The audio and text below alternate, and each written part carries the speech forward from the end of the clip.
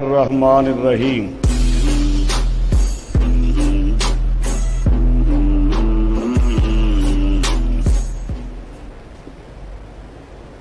فضربنا على آذانهم في الكهف سنين عددا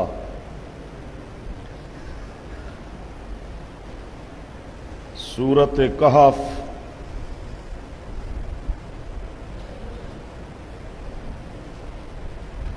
پارہ 15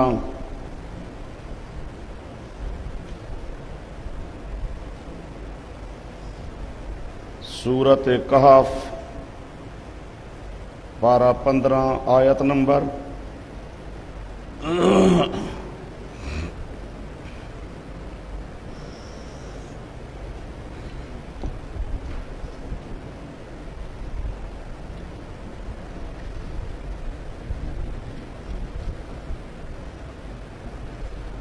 اچھا جی، اصحاب کہف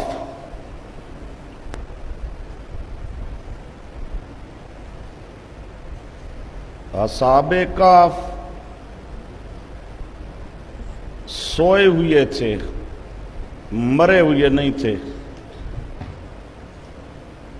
اس کے لیے آپ کے پاس ماخذ لکھا ہے وَتَحْسَبُهُمْ أَيْقَاظًا وَهُمْ رُقُودٌ وَنُقَلِّبُهُمْ ذَاتَ الْيَمِينِ وَذَاتَ الشِّمَالِ۔ اصحاب کہف سوئے ہوئے تھے اور اللہ پاک فرماتے ہیں ضربنا علی آذانہم، ہم نے ان کے کانوں پر پردہ ڈال دیا۔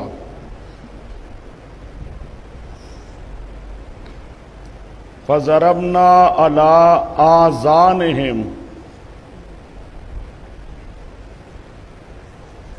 پردے کا تعلق آنکھوں کے ساتھ ہوتا ہے،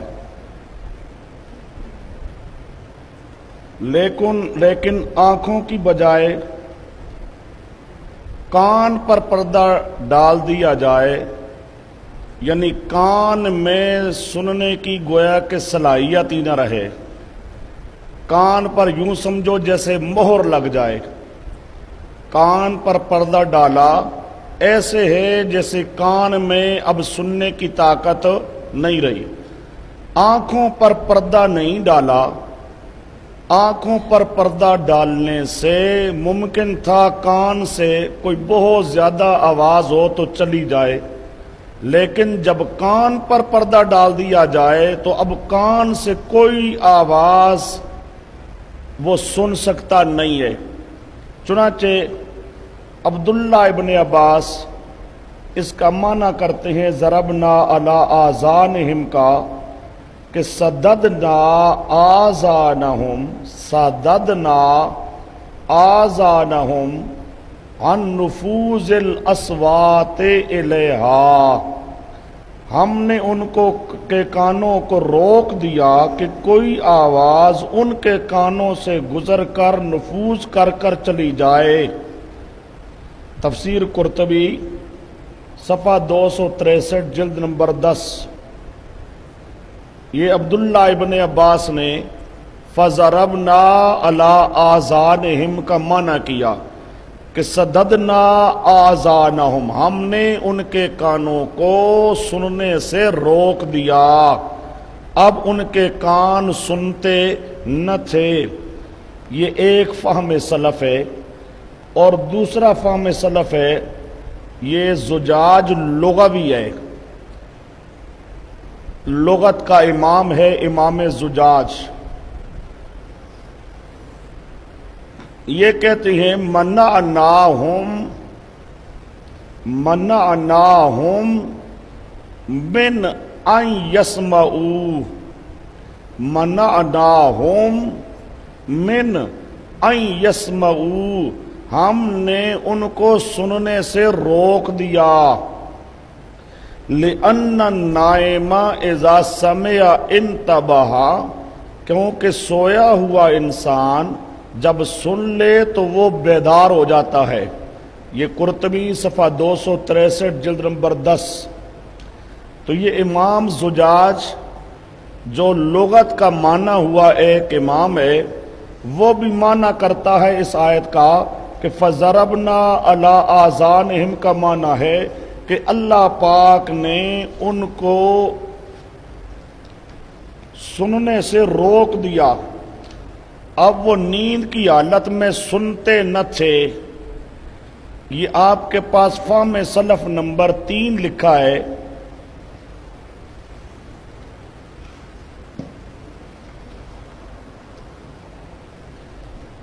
فہم سلف نمبر 3، ضربنا علیہم ضربنا علیہا حجابن، ہم نے ان کے کانوں پر ایک پردہ ڈال دیا، یمنع السماع، ضربنا علیہا حجابن یمنع السماع، ہم نے ان کے کانوں پر ایک ایسا پردہ ڈال دیا جو پردہ سننے کے لیے مانے تھا، بمانا انمناہم انامتن، مانا کیا ہے؟ انمناہم انامتن، یہی نامہ کو نوم کو باب افعال پر لے گئے، انامہ، انامہ سے انمنا، ہم نے سلا دیا ان کو، انمناہم انامتن، ہم نے ان کو سلا دیا، ایسا سلا دینا کہ لا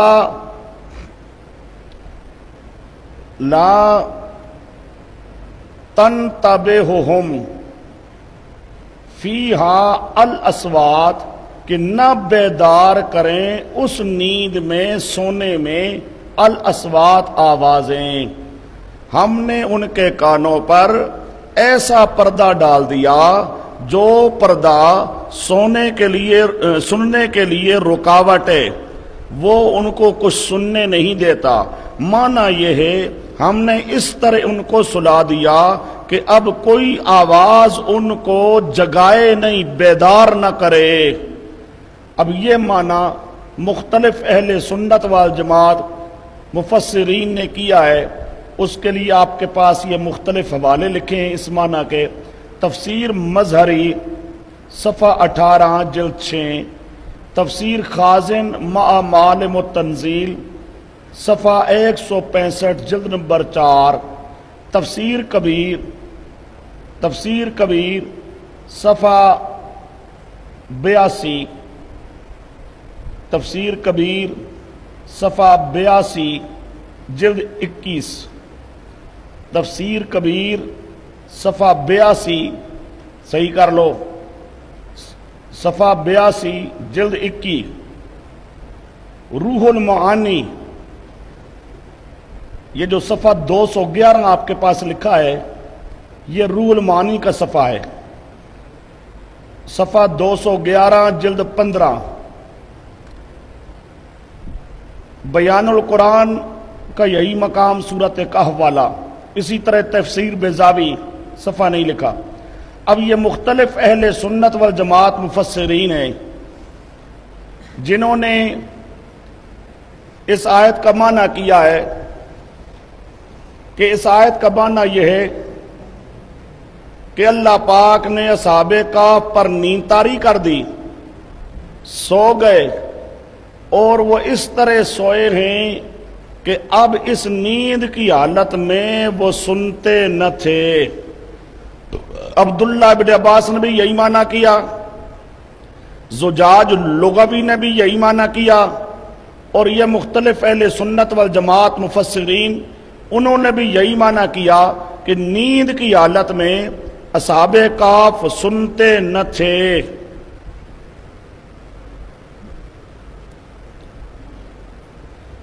اب طرز استدلال سمجھو، یہ طرز استدلال آپ کے پاس لکھا ہے، اس کو پڑھ لینا بعد میں، پہلے مجھ سے سمجھ لو طرز استدلال۔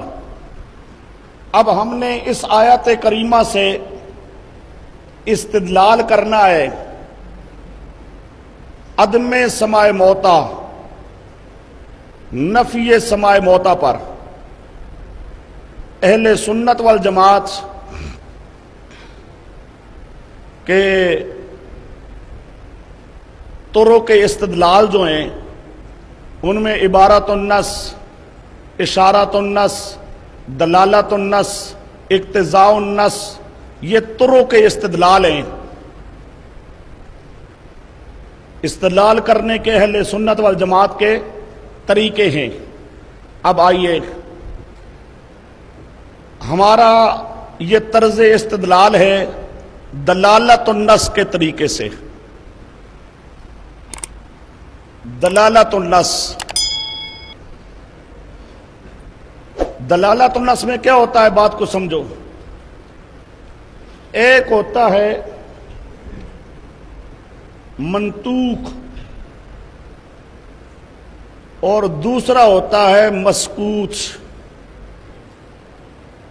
منطوق جس کا صراحتاً نص کے اندر ذکر ہو۔ منطوق کیا ہوتا ہے؟ جس کا صراحتاً نص کے اندر ذکر ہو۔ مسکوت کیا ہوتا ہے؟ جس کا صراحتاً نص کے اندر ذکر نہیں ہوتا۔ اور یہ جو مسکوت ہوتا ہے یہ منطوق سے اولا بالفہم ہوتا ہے۔ مسکوت منطوق سے کیا ہوتا ہے؟ اولا بالفہم ہوتا ہے۔ اور وہاں ایک علت ہوتی ہے منطوق کی۔ منطوق کی کیا ہوتی ہے؟ علت، جو علت ہر صاحب لغت سمجھتا ہے۔ وہ علت مجتہد نہیں، مجتہد تو سمجھے اور مجتہد کے علاوہ کوئی اور نہ سمجھے، وہ قیاس ہوتا ہے۔ مجتہد ایک کس کے علت نکالے اور وہ مجتہد ہی علت سمجھ سکے، مجتہد کے علاوہ کوئی اور وہ علت نہ سمجھ سکے، اس کو کیا کہتے ہیں؟ قیاس۔ دلالت النص کے اندر کیا ہوتا ہے؟ وہ علت ایسی ہوتی ہے کہ وہ علت ہر زبان سمجھنے والا آدمی سمجھ لیتا ہے، اور وہ آدمی سمجھتا ہے کہ منطوق سے مسکوت بطریق اولا ہے۔ منطوق سے مسکوت بطریق اولا ہے۔ اس کی پہلے ایک مثال سمجھو تاکہ بات آپ کو آسانی سے سمجھ آئے۔ لا تقل لہما اف، یہ منطوق ہے۔ والدین کو اف بھی نہ کہو، اف بھی نہ کہو۔ علت کیا ہے جی؟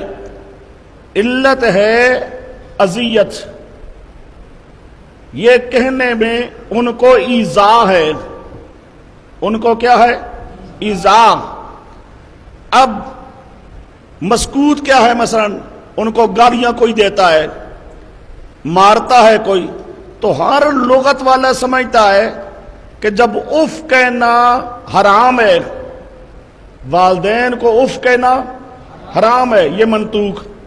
جب اف کہنا حرام ہے تو مارنا بھی طریقے اولا حرام ہے، گالی نکالنا بھی طریقے اولا حرام ہے۔ کیوں؟ بوجہ علت ایذا کے، بوجہ علت ایذا کے، کیونکہ ایذا والی علت اف کے اندر پائی جاتی ہے، اور جو مسکوت ہے گالی دینا اور سمجھے مارنا، ان کے اندر ایذا بطریقے اولا پایا جاتا ہے، ان کے اندر ایذا بطریقے اولا پایا جاتا ہے۔ تو جو منطوق ہوتا ہے، منطوق سے مسکوت بطریقے اولا سمجھا جاتا ہے، اور جس طرح منطوق قطعی ہوتا ہے اسی طرح مسکوت بھی کیا ہوتا ہے؟ قطعی ہوتا ہے۔ اب والدین کو اف نہ کہنا، والدین کو یہ قطعی ہے، اور نہ مارنا، وہ سمجھے مار کا حرام ہونا، گالی کا حرام ہونا، یہ بطریقے اولا حرام ہے، بطریقے اولا حرام ہے۔ اور جس طرح اف کہنا حرام ہے، مارنا بھی حرام ہے قطعی طور پر، اور سمجھے مار کا حرام ہونا، گالی کا حرام ہونا، سب و شتم کا حرام ہونا بھی کیا ہے؟ قطعی، ضمنی نہیں ہے، قطعی ہے، منطوق سے مسکوت بطریقے اولا قطعی ہے، بطریقے۔ اور اگلی بات سمجھو، اب کوئی آدمی کہے کہ لا تقل لہما اف، تو قرآن کی آیت میں موجود ہے، لیکن والدین کو مارنا منع ہے، سب و شتم منع ہے، یہ قرآن میں موجود نہیں ہے۔ تو سمجھو یہ موجود سمجھا جائے گا بطریقے اولا۔ بات کو سمجھو، منطوق جس طرح نص کے اندر موجود ہوتا ہے، مسکوت بطریقے اولا موجود ہوتا ہے۔ منطوق جس طرح قطعی ہوتا ہے، مسکوت اسی طرح قطعی ہوتا ہے۔ منطوق جس طرح نص کے اندر موجود ہے، اسی طرح مسکوت بھی طریقے اولا نص کے اندر موجود ہے۔ جس طرح منطوق منصوص ہے، اور سمجھو جس طرح منطوق منصوص ہے، یعنی اس پر نص وارد ہے، منطوق جس طرح کیا ہے، منصوص ہے، اسی طرح جو مسکوت ہوگا وہ بھی منصوص ہوتا ہے، وہ بھی کیا ہوتا ہے، منصوص ہوتا ہے، بطریق اولا نص کے اندر کیا ہوتا ہے، موجود ہوتا ہے۔ اب اف کہنا بھی حرام، گالی دینا بھی حرام، سب و شتم کرنا بھی حرام، اور گالی دینا سب و شتم کرنا حرام ہے، اس کی حرمت قطعی، اور یہ بھی قرآن میں کیا ہے، موجود ہے، اور یہ مسئلہ بھی منصوص ہے۔ وہ سمجھے، کوئی آدمی کہے کہ گالی دینے والا مسئلہ منصوص نہیں، یہ بات نہیں ہے، گالی دینا حرام ہے، سب و شتم کرنا حرام ہے، یہ بھی منصوص ہے، نص کے اندر موجود ہے۔ اب اتنا کچھ سمجھنے کے بعد آئیے اس آیت کی طرف۔ اصحاب کہف کا نہ سننا، اصحاب کہف کا نہ سننا یہ منطوق ہے، قرآن پاک کی نص کے اندر موجود ہے۔ یہ کیا ہے، اصحاب کہف، اصحاب کہف کا نہ سننا کوئی آواز بھی، ان کے قریب کی آواز ہو یا ان کے دور کی آواز ہو، اصوات قریبہ اور اصوات بعیدہ، دنیا کی کوئی آواز بھی اصحاب کہف نہیں سنتے تھے۔ یہ اصحاب کہف کا دنیا کی آوازوں کو نہ سننا نیند کی حالت میں یہ منطوق ہے۔ یہ کیا ہے، یہ سوئے ہوئے تھے، نیند کی حالت میں قریب اور بعید والی کوئی آواز نہ سنتے تھے۔ اصحاب کہف کا نہ سننا، اصحاب کہف کا نہ سننا، آواز بعید یا آواز قریب کا، یہ کیا ہے، منطوق۔